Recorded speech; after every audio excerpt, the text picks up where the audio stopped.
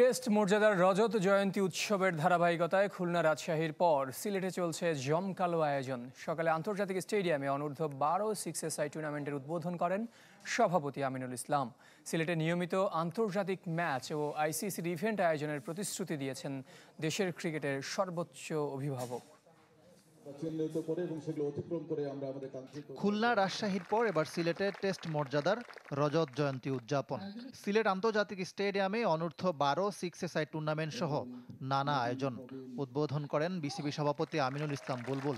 সিলেট বিভাগীয় কমিশনার সহ ক্রীড়া সংস্থার কর্মকর্তারাও এই সময় উপস্থিত ছিলেন। টেস্ট মর্যাদা প্রাপ্তির 25 বছর উদযাপনের কারণ ক্রিকেটের বিকেন্দ্রীকরণ। নতুন সভাপতি আবারও বললেন, তৃণমূলে খেলাটা ছড়িয়ে দিতে চায় ক্রিকেট বোর্ড।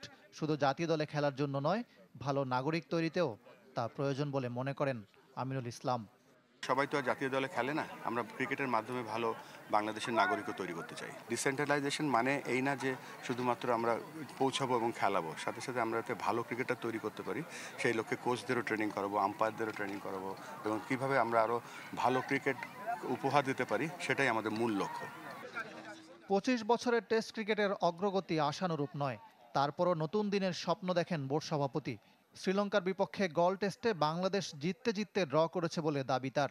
পরের টেস্ট নিয়ে আশাবাদী।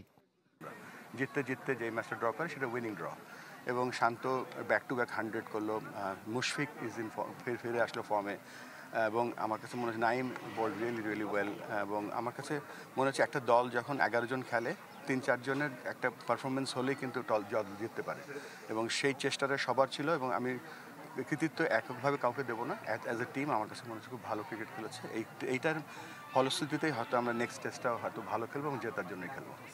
প্রথমবার সিলেট আন্তর্জাতিক স্টেডিয়ামে গিয়ে অভিভূত আমিনুল ইসলাম বুলবুল দিলেন চায়ের শহরে আইসিসি ইভেন্ট সহ বড় টুর্নামেন্ট আয়োজনের প্রতিশ্রুতি।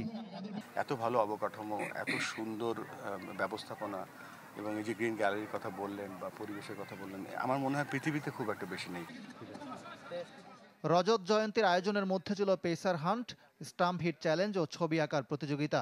উৎসবের মাধ্যমে তরুণ প্রজন্মের মধ্যে ক্রিকেটের প্রতি আগ্রহ সৃষ্টি করাই এমন উদ্যোগের লক্ষ্য। ইকরাম হুসাইন, চ্যানেল 24।